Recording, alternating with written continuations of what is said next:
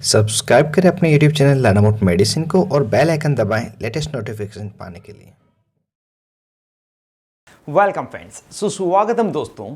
आज का यह वीडियो पुरुषों के लिए बहुत ही ज़्यादा महत्वपूर्ण होने वाला है, क्योंकि इस वीडियो में हम पुरुषों में होने वाली एक ऐसी बीमारी के बारे में जान रहे हैं जिसके बारे में हर कोई बात नहीं करता।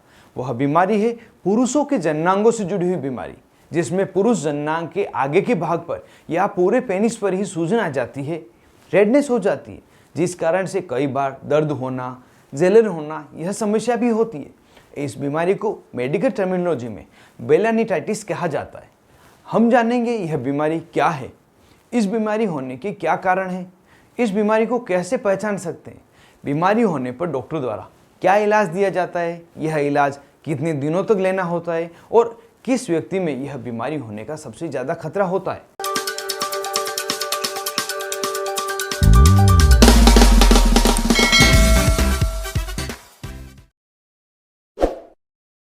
हेलो फ्रेंड्स, नमस्ते दोस्तों।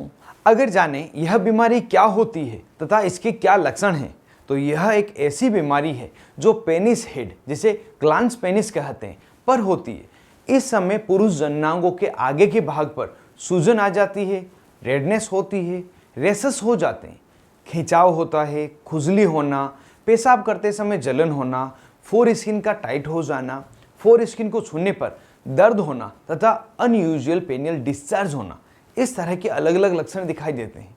सामान्यतः यह बीमारी इन्फेक्शन तथा एलर्जिक रिएक्शन के कारण होती है। इन्फेक्शन में बैक्टीरियल इन्फेक्शन तथा फंगल इन्फेक्शन कोई भी हो सकता है। साथ ही कई बार यह चोट लगने के कारण भी ये प्रॉब्लम हो जाती है। इसके अलावा कुछ अन्य कारण भी है जिससे कि यह बीमारी होती है। कारण जैसे कि किसी दवा का एलर्जी हो जाना, कॉन्डोम से एलर्जी हो जाना, किसी प्रकार की सेक्सुअली ट्रांसमिटेड इन्फेक्शन हो जाना, जिसमें गोनोरिया प्रमुख है, और एक मुख्य कारण व्यक्ति को डायबिटीज़, मधुमेह की बीमारी होना। और यदि किसी व्यक्ति या बच्चे के फोर स्किन को काटकर हटाया जाए तब भी यह सभी स्थितियां हो सकती है। यह बीमारी सुनने में बहुत ही भयानक लग रही है, बहुत ही डरावनी लग रही है, लेकिन यह बहुत ही कॉमन कंडीशन है जो ज़्यादा रिस्की नहीं है। यह बच्चों में तथा वयस्क में किसी में भी हो सकती है। साथ ही कुछ समय पाकर धीरे धीरे खुद ही ठीक हो जाती है। लेकिन अगर यह खुद ही ठीक नहीं हो तो उस समय डॉक्टर को दिखाना उचित रहता है। अब जब आप डॉक्टर को दिखाते हैं तो डॉक्टर द्वारा इस बीमारी में क्या इलाज दिया जाता है उसे भी हम यहाँ पे जान लेते हैं। इस समय जो इलाज दिया जाता है उसमें एंटीफंगल, एंटीबायोटिक, स्टेरॉइड, अलग अलग प्रकार की दवाइयाँ दी जाती हैं। अगर यह समस्या फंगल इन्फेक्शन के कारण हुई है, जिसमें बहुत ही तेज खुजली चलने के साथ में अन्य सभी समस्याएं हो रही है जिसके बारे में अभी हमने बात की है, तो उस समय एंटीफंगल क्रीम्स जिसमें क्लोट्रिमाजोल, माइकोनाजोल, कीटोकोनाजोल, ललिकोनाजोल, इनमें से कोई भी एक दी जा सकती है। साथ में खुजली को कम करने के लिए लिवोसेट्रिजिन या सेट्रिजिन टेबलेट प्रतिदिन एक दी जाती है। एंटीफंगल टेबलेट के रूप में फ्लूकोनाजोल 150 मिलीग्राम की टेबलेट प्रतिदिन 1 या 3 दिन छोड़कर 1 दिन दी जाती है। और अगर यह बैक्टीरियल इन्फेक्शन है जिसमें सभी लक्षण तो दिखाई दे रहे हैं लेकिन खुजली कम रहती है, तो उस समय एंटीबायोटिक टेबलेट तथा क्रीम दोनों ही दी जाती है।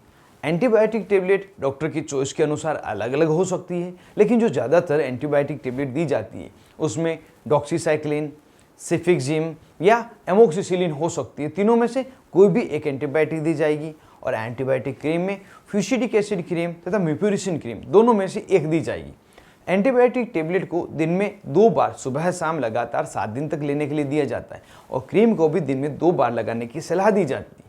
अगर किसी व्यक्ति को इस इन्फेक्शन के साथ में खुजली भी हो रही है तो उस समय एंटीफंगल तथा एंटीबायोटिक दोनों ही क्रीम को मिलाकर लगाने की सलाह दी जाती है। और इस ट्रीटमेंट के साथ में एंटीफंगल टेबलेट जैसे फ्लूकोनाजोल टेबलेट या इट्राकोनाजोल दोनों में से एक दी जाती है। फ्लूकोनाजोल को प्रतिदिन 1 या हफ्ते में 1 बार दिया जाता है, और अगर इट्राकोनाजोल टेबलेट दी जा रही है तो उसे 7 दिन तक सुबह शाम लेने की सलाह दी जाती है। अगर किसी व्यक्ति को सूजन ज़्यादा आ रही हो तो उस समय माइल्ड स्टेरॉइड क्रीम दी जाती है, जैसे कि डेसोनाइड क्रीम या मोमेटासोन क्रीम। यहाँ पर ध्यान रखें कि क्लोबेटासोल, बीटामेथासोन इस तरह से हायर स्टेरॉइड नहीं दे, सिर्फ माइल्ड स्टेरॉइड ही दी जाते हैं। यह इलाज लेने के साथ में व्यक्ति को प्रॉपर हाइजीन कंडीशन रखने की सलाह दी जाती है, जिसमें उसे दिन में 1 से 2 बार अपने जननांगों को साफ पानी से धोना होता है। साथ ही अपने पार्टनर के साथ शारीरिक संबंध नहीं बनाएं। इस तरह से कुछ सावधानी रखते हुए यह ट्रीटमेंट डॉक्टर द्वारा दिया जाता है। अब यहाँ पर जान लेते हैं यह बीमारी होने का खतरा सबसे ज़्यादा किन मरीजों में रहता है। तो यहाँ एक बात ध्यान रखें कि यह स्थिति सबसे ज़्यादा मधुमेह के रोगियों में देखी गई है। जो डायबिटीज़ के मरीज हैं उनमें जब ब्लड शुगर कंट्रोल नहीं होता है तो यह समस्या होने की रिस्क रहती है। इस समय इन रोगियों में सबसे पहले ब्लड शुगर को कंट्रोल किया जाता है। इतना करने पर व्यक्ति में वह बीमारी धीरे ठीक होने लगती है। अगर फिर भी नहीं हो तो ऊपर बताया गया ट्रीटमेंट डॉक्टर द्वारा उन्हें दिया जाता है और धीरे धीरे इस बीमारी को ठीक किया जाता है। अगर आपको यह बीमारी हुई है तो बिल्कुल ही नहीं घबराएं, यह बिल्कुल सामान्य स्थिति है। आप 5 से 10 दिन अगर यह ट्रीटमेंट लेंगे तो ठीक हो जाएंगे। तो इस तरह से आज के इस वीडियो में पुरुषों में होने वाली एक विशेष बीमारी के बारे में हमने जाना। अगर वीडियो आपको पसंद आया हो तो वीडियो को लाइक करें और ज़्यादा से ज़्यादा इसको शेयर करें जो किसी और की भी काम आ सके। और ऐसे ही बीमारियों तथा दवाओं से जुड़ी वीडियो देखने के लिए चैनल को सब्सक्राइब करें। वीडियो में अंत तक बने रहने के लिए आपका धन्यवाद।